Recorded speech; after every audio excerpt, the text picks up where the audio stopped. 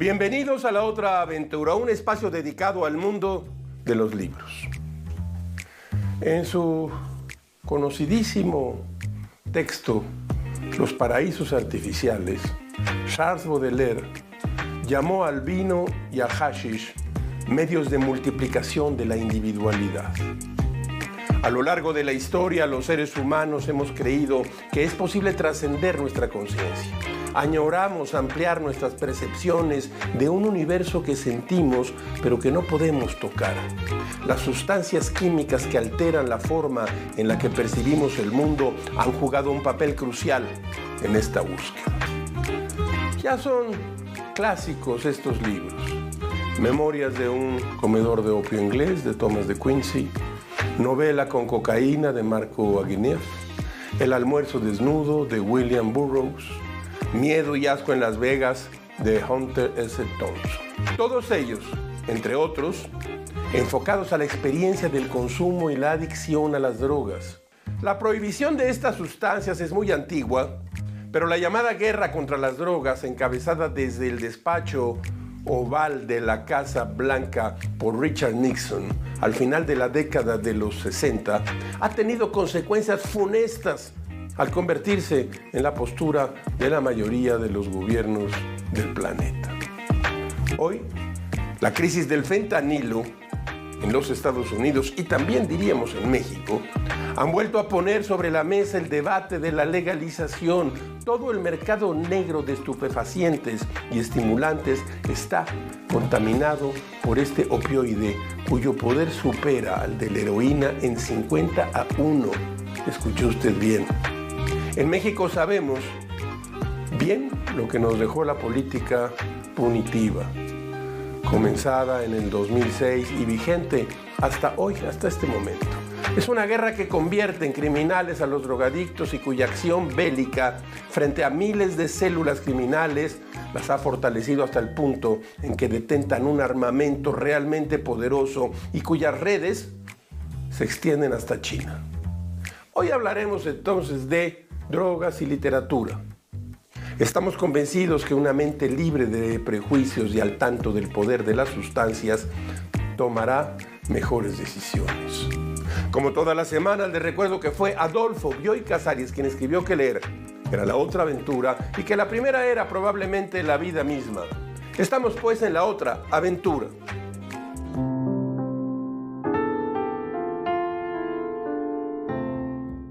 El escritor peruano Julio Ramón Ribeiro escribió en Solo para Fumadores que a partir de cierto momento su historia personal se confundía con la historia de sus cigarrillos.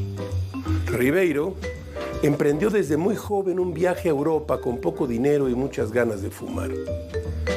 Les traigo aquí esta anécdota a la que el autor peruano le da un toque de comicidad, pero que no deja de ser la historia de una fuerte adicción a la nicotina. Escuche usted. Ocurrió que un día no pude comprar ya ni cigarrillos franceses y en consecuencia leer mis cartas. Y tuve que cometer un acto vil, vender mis libros. Eran apenas 200 o algo así, pero eran los que más quería. Aquellos que arrastraba durante años por países, trenes y pensiones y que habían sobrevivido a todos los avatares de mi vida vagabunda. Yo había ido dejando por todo sitio abrigos, paraguas, zapatos y relojes, pero de estos libros nunca había querido desprenderme. Sus páginas anotadas, subrayadas o manchadas, conservaban las huellas de mi aprendizaje literario y en cierta forma de mi itinerario espiritual. Todo consistió en comenzar. Un día me dije, este Valerí vale quizás un cartón de rubios americanos. En lo que me equivoqué, pues el buquinista, es decir, el librero que lo aceptó, me pagó apenas con que comprar un par de cajetillas. Luego me deshice de mis Balzac, que se convertían automáticamente en sendos paquetes de Lucky. Mis poetas surrealistas me decepcionaron, pues no daban más que para un Players británico. Un Ciro Alegría dedicado, en el que puse muchas esperanzas, fue solo recibido porque le añadí de paso el teatro de Chekhov. A Flaubert lo fui soltando a poquitos, lo que me permitió fumar durante una semana los primitivos Gaulois. pero mi peor humillación fue cuando me animé a vender lo último que me quedaba. 10 ejemplares de mi libro Los gallinazos sin plumas, que un buen amigo había tenido el coraje de editar en Lima. Cuando el librero vio la tosca edición en español y de autor desconocido, estuvo a punto de tirármela a la cabeza. Aquí no recibimos esto, vaya a Givert, donde compran libros de a peso. Fue lo que hice. Volví a mi hotel con un paquete de Ritain. Sentado en mi cama, encendí un pitillo y me quedé mirando mi estante vacío. Mis libros se habían hecho literalmente humo. Tengo aquí este libro, mire usted. Julio Ramón Ribeiro, La tentación del fracaso, con un prólogo de Enrique Vilamatas. A partir del año de 1940 y tantos, Julio Ramón Ribeiro llevó este diario. Es un diario literario de estos viajes en donde no había dinero y solo ilusiones literarias. Julio Ramón Ribeiro.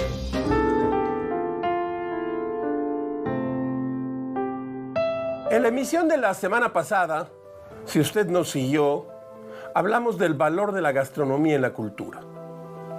Para que los seres humanos comiéramos comida cocinada, pasaron miles de años y esto transformó de múltiples maneras las costumbres y la vida social. Las cosas que consumimos e ingerimos son fundamentales en nuestro papel como ciudadanos. Aunque votar sea el acto más emblemático en términos de ciudadanía, comer y beber son mucho más importantes en este aspecto. Dice Thomas Szasz en su libro Nuestro derecho a las drogas, que si nos dieran a escoger entre la libertad para elegir qué ingerimos y a qué político votamos, pocos, si hubiera alguno, escogerían lo segundo. Ahí se lo dejo a usted. Thomas Szasz, dice entonces, ¿por qué hemos cedido a nuestros gobernantes la capacidad de legislar sobre nuestros derechos más personales, como es el derecho al libre consumo y a la libre intoxicación?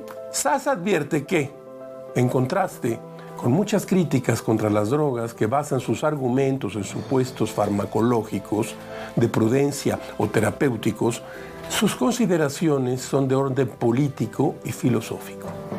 De tal manera que sus postulados centrales son, de forma resumida, estos 4. Escuche usted, está oyendo a Thomas Szasz. 1. El derecho a mascar o fumar una planta que crece silvestre en la naturaleza es previo y más básico que el derecho a votar. 2. Un gobierno que se presume democrático carece de legitimidad política para privar a adultos competentes el derecho de utilizar las sustancias que elijan. 3. Las limitaciones del poder de los gobiernos se han visto erosionadas por una visión médica que no ha reflexionado sobre el deseo de las personas. 4. Debatir sobre la escalada o desescalada de las guerras contra las drogas es estéril si no se combate antes el complejo mental, popular, médico y político que se ha arraigado después de casi un siglo de prohibiciones sobre el uso de drogas. Mire usted, yo he traído, por aquí deben estar, traigo primero de Walter Benjamin, el gran escritor, crítico literario, este libro publicado en Abadé Editores que se llama Drogas, Protocolo de los ensayos con las drogas. No es un libro original de Benjamin, este es un título que le han puesto aquí, pero los textos sí, y es realmente notable. Además de este, de Walter Benjamin, hay un libro interesante, Conversaciones Pachecas, Voces por la despenalización canábica en México. A mí me gusta llamarle despenalización, justamente. Carlos Martínez Rentería, nuestro querido Martínez Rentería, con ilustraciones de Gis y Trino. Es un libro realmente formidable. Cáñamo, Universidad Autónoma de Nuevo León, Los Insurgentes y Generación. Estos 2 libros tratan de las drogas. También le mencioné hace un momento este otro, de Fernando Savater. Aquí habla en varias ocasiones de drogas, además de ser un libro extraordinario sobre la vida. Y también las consecuencias de su consumo. Hay en los argumentos de Szasz uno en particular sobre el cual me gustaría extenderme en este breve espacio. Es simple y puede parecer una obviedad. Dice así: los vicios no son crímenes. Si es verdad que un vicio puede tener consecuencias de orden criminal, eso es cierto. Pero el vicio, en su definición más estricta, un acto por el que un hombre se daña a sí mismo o a su propiedad, no es un daño o perjuicio a otra persona o a su propiedad. Dice Thomas Szasz, que en este asunto, la prohibición de las drogas, solemos oscurecer las diferencias entre el vicio y el crimen, y con ello también la diferencia entre persuasión pacífica y coacción gubernamental. En este sentido, el autor de Nuestro Derecho a las Drogas nos dice: una persona no se siente virtuosa cuando realiza un acto particular cuya alternativa está prohibida por la ley. Por ejemplo, una persona con tendencia a la obesidad que sigue con éxito un régimen se siente orgullosa de su logro, que le sirve de continuo recordatorio sobre su capacidad de autodisciplina. Si la obesidad, adicción a la comida, fuera tratada como un delito, al igual que la adicción a las drogas, las personas no obesas obedecerían simplemente a la ley en vez de ejercitar su autodisciplina. Oscurecer esta distinción es como arrojar arena en los engranajes de la autodisciplina. Esta es una de las muchas consecuencias indeseables de prohibir conductas suntuarias sobre la base de que es necesario proteger a las personas para que no enfermen debido a sus propios actos. Abusar del consumo de sustancias que han sido ilegalizadas ¿puede considerarse una enfermedad? Thomas Szasz dice que no, y que sobre esa ilusión es que los gobiernos han creado una serie de reglamentaciones e instancias burocráticas que poco van a ayudar a los seres humanos a progresar en términos éticos de autodisciplina y libertad. Esta es la postura de este escritor, ensayista, Thomas Szasz. ¿Qué le parece a usted?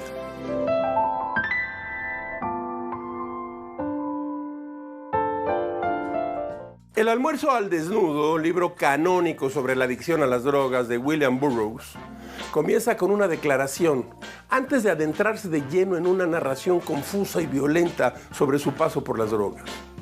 Le traemos aquí esta declaración, probablemente una de las confesiones sobre drogadicción más sinceras que un escritor haya publicado. Yo tengo esta muy vieja edición que he leído de El almuerzo desnudo de William Burroughs, narrativa contemporánea, Hassan Kahukar. Escuche usted.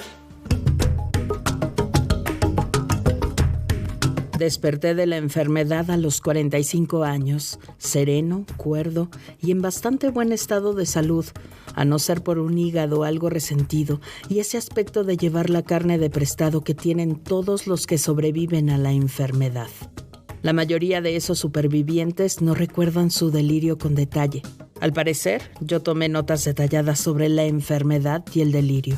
No tengo un recuerdo preciso de haber escrito las notas publicadas ahora con el título de El almuerzo desnudo. El título fue sugerido por Jack Kerouac. Hasta mi reciente recuperación, no comprendí lo que significaba exactamente lo que dicen sus palabras. Almuerzo desnudo. Un instante helado en el que todos ven lo que hay en la punta de sus tenedores. La enfermedad es la adicción a la droga, y yo fui adicto durante 15 años. Cuando digo adicto, quiero decir adicto a la droga, término genérico para el opio y o sus derivados, incluyendo todos los sintéticos, del demerol al Palfium. He consumido la droga bajo muchas formas: morfina, heroína, dilaudid, eucodal, pantopón, dicodid, diosan, opio, demerol, dolfina, Palfium. La he fumado, comido, aspirado, inyectado en vena, piel, músculo, introducido en supositorios rectales. Tanto da que la aspires, la fumes, la comas o te la metas por el culo. El resultado es el mismo: adicción. Cuando hablo de adicción a la droga, no me refiero al kif, la marihuana o cualquier preparado de hachís, mezcalina, Vaniseria capi, LSD, hongos sagrados, ni a ninguna droga del grupo de los alucinógenos. No hay pruebas de que el uso de algún alucinógeno produzca dependencia física. La acción de esas sustancias es fisiológicamente la opuesta a la adicción a la droga. El celo de los departamentos de narcóticos de Estados Unidos y otros países ha dado lugar a una lamentable confusión entre las dos clases de drogas.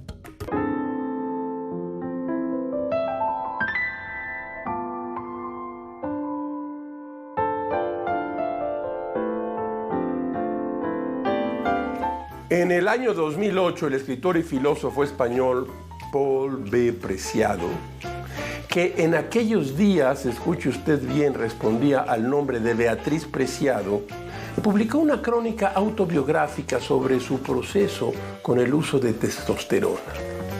En el inicio del relato, Preciado dice: este libro no es una ficción, se trata de un protocolo de intoxicación voluntaria a base de testosterona sintética.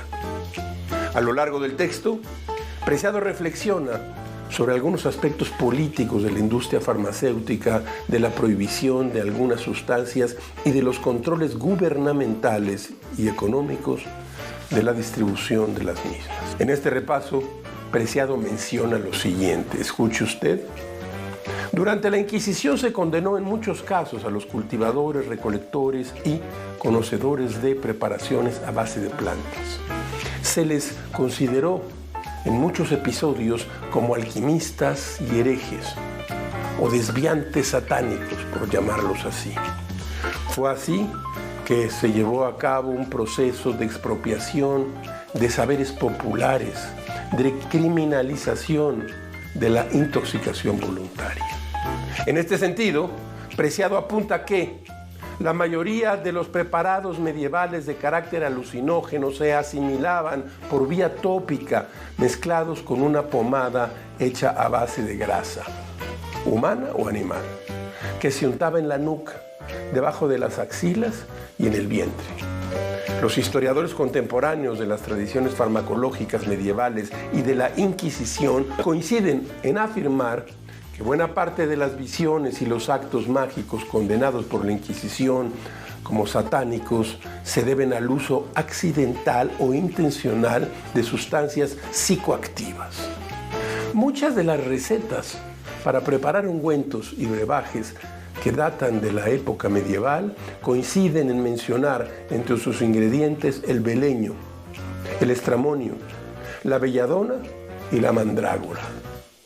Casi todas ellas incluyen también extractos preparados a partir de plantas como la dormidera, es decir, opio, heroína, morfina, y el cáñamo, marihuana y hachís. Sapos cuya piel, ahora se sabe, contienen principios psicotrópicos y cierta harina moteada de cereal, que probablemente estaba hecha con espigas de trigo parasitadas por el hongo del que se extrajo por primera vez el LSD. ¿En dónde nos coloca el miedo al debate sobre la legalización de las drogas, sobre la despenalización de las drogas? Texto Yonki de Paul B. Preciado es sin duda un libro que no puede pasar desapercibido para pensar en las libertades individuales y en el derecho al libre consumo.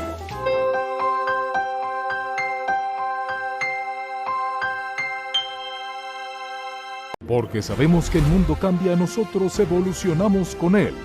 Y en ADN 40 seguimos transformándolo. Aquí le presentamos nuestro momento ADN 40. Nos convertimos en la central de noticias que te mantiene informado. Tenemos buenas noticias. Vámonos directamente con la información.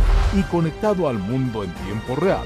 Dejamos los foros de televisión y nos vamos a donde se mueve la información. Acompáñenos con las noticias. Porque tenemos una cobertura nacional e internacional.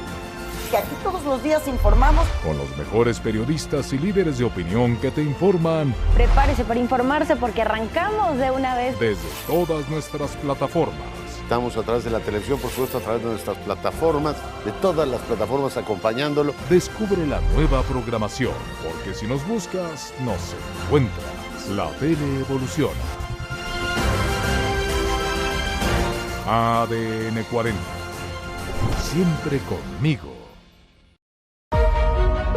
Distrito de Columbia. Colapso de la línea 12 del metro. Sino una sociedad que no está acostumbrada. Los efectos robaron un automóvil. Alcanzó un nuevo récord histórico al ubicarse 9.1. Como seguro médico, dental y también planes de seguro. Como cada tarde estamos en su pantalla, pero también en las calles de la Ciudad de México. De la ciudad de Victoria, Tamaulipas, una pipa de gas que intentaba ganarle el paso al tren terminó. Me recibes y te recibo.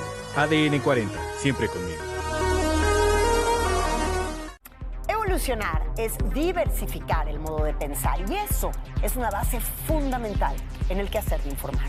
Es afinar la escucha. y escuchar lo que están diciendo nuestros televidentes. Es saber en dónde estamos y ser parte de lo que pasa. Evolucionar es cambiar, adaptarse, transformarse. El mundo ha evolucionado sin duda y también la manera en la que consumimos la información. El periodismo hoy es compromiso social, es debate y opinión sin falsas neutralidades, pero con mucha apertura. Informar para mí es un compromiso.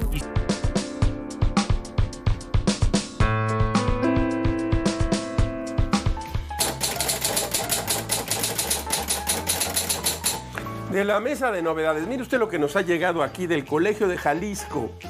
Enrique Ibarra Pedrosa, el nacimiento de Jalisco, 1808-1825. Este libro es realmente notable, es un libro de historia. Nos cuenta lo que era la Nueva Galicia, toda la zona de Jalisco, Zacatecas, Nayarit, allá en los 1700 y tantos. Luego nos cuenta lo que ocurrió antes de la independencia, nos cuenta de los periódicos insurgentes, nos cuenta de Hidalgo, cuando Hidalgo llega a Guadalajara, y de un episodio realmente notable y terrible que se llamó la degollina de Hidalgo, cuando degollaron a muchos cientos de españoles por el solo hecho de ser españoles. Es un libro de historia, bien hecho, bien escrito. Enrique Ibarra Pedrosa, El Colegio de México. Piedad Bonet, una escritora chilena. ¿Qué hacer con estos pedazos? Buen título, la verdad. En la escritura de Piedad Bonet, dice Margarita García Roballo, se concentran las virtudes que más admiro en la literatura, profundidad y concisión. La desdicha que se narra en esta novela podría noquearte, pero está vestida con imágenes que la vuelven un sacudón reconfortante. Piedad Bonet, ¿qué hacer con estos pedazos? Alfaguara. Mire usted este libro interesante. Edward Singerland, Borrachos, publicado por Crítica. No es una alusión a quienes nos están viendo. Cómo bebimos, bailamos y tropezamos en nuestro camino hacia la civilización. Es un trabajo titánico de erudición interdisciplinar. Trae una sorprendente respuesta a esta cuestión a partir de la evidencia de la arqueología, la historia, la neurociencia cognitiva, la farmacología, la psicología social, la literatura y la genética. El investigador Slingerland demuestra que nuestro gusto por los intoxicantes químicos no es un error evolutivo, como a menudo se dice. Este es un libro realmente de lo más interesante de la temporada. Si se lo topa usted por ahí, cómprelo. Crítica, Planeta Libros. De la mesa de novedades. En su libro La biología del deseo, el neurocientífico, escritor y exopiómano Mark Lewis postula una idea no muy aceptada por el status quo. La adicción no es una enfermedad. Dice Lewis, la adicción resulta de la repetición motivada del mismo pensamiento y conducta hasta que se vuelve habitual.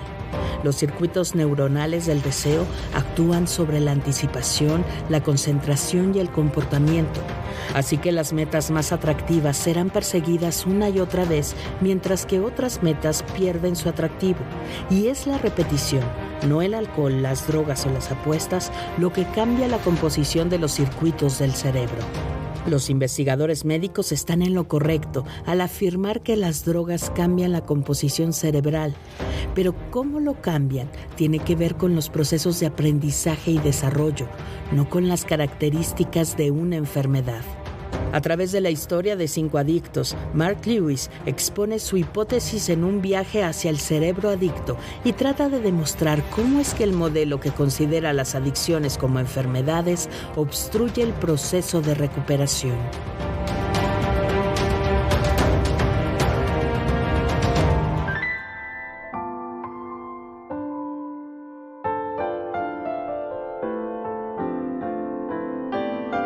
El 2 de junio de 1984, Fernando Savater decía en su artículo publicado en el diario El País lo siguiente: ¿qué se ha logrado con la prohibición de las drogas? No desde luego acabar con su consumo o tráfico, sino hacerlas más caras, más adulteradas y más interesantes. De un lado, la rutina reprimida; de otro, lo prohibido y peligroso. Dejemos de lado la hipocresía mojigata. Numerosísimos líderes políticos, grandes capitanes de industria, artistas, profesores de universidades y, por supuesto, policías y magistrados toman habitualmente cocaína o heroína sin que por ello hagan cosas más raras o reprobables que el resto de la población. No sé si tomar unas copas o pincharse de cuando en cuando mejora a nadie. Admito que la salud pueda resentirse, pero el que cualquiera se convierta por este medio en una piltrafa babeante de forma obligatoria es obviamente falso. En distintos foros y espacios, Sabater se ha mostrado radicalmente en contra de la prohibición al consumo. En el año 2016, en una entrevista para el periódico Milenio, mencionó: la prohibición es un disparate desde el primer día y lo que se ha visto es que causa mucho más daño que soluciona problemas. Todo esto de la adulteración de la droga, el tráfico, el narcotráfico, lo han creado los perseguidores de la droga. No hay narcotráfico con ginebra o con whisky. Solo cuando hubo prohibición en los años 30 en Estados Unidos. Como dice Sabater en su artículo de hace más de 30 años, lo más sencillo es culpar al adicto. Pasto de sociólogos y psicólogos, de médicos y policías, de jueces, sacerdotes y políticos, esta dócil criatura mitológica, el drogadicto, es sentimentalmente tan polivalente como un cuchillo de excursionista. Infunde pánico, inspira compasión, suscita desprecio, merece castigo o readaptación, es objeto de estudio y simboliza y expresa como un logotipo penalizado los males de este siglo que lo conjuró. Hay un libro de Sabater que yo aquí lo he comentado muchas veces, mire, es este. Fernando Sabater mira por dónde. Es su autobiografía razonada. Aquí dedica páginas muy interesantes sobre el consumo de las drogas.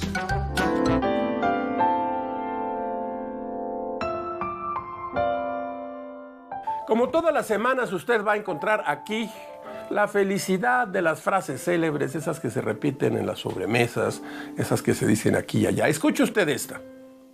Jamás tuve problemas con las drogas. Los problemas eran con la policía. Kate Richards. Hemos llegado al final de esta emisión y de esta aventura. Soy Rafael Pérez Gay y los espero aquí la próxima semana. Abres una puerta y aparece un mundo, eso es un libro.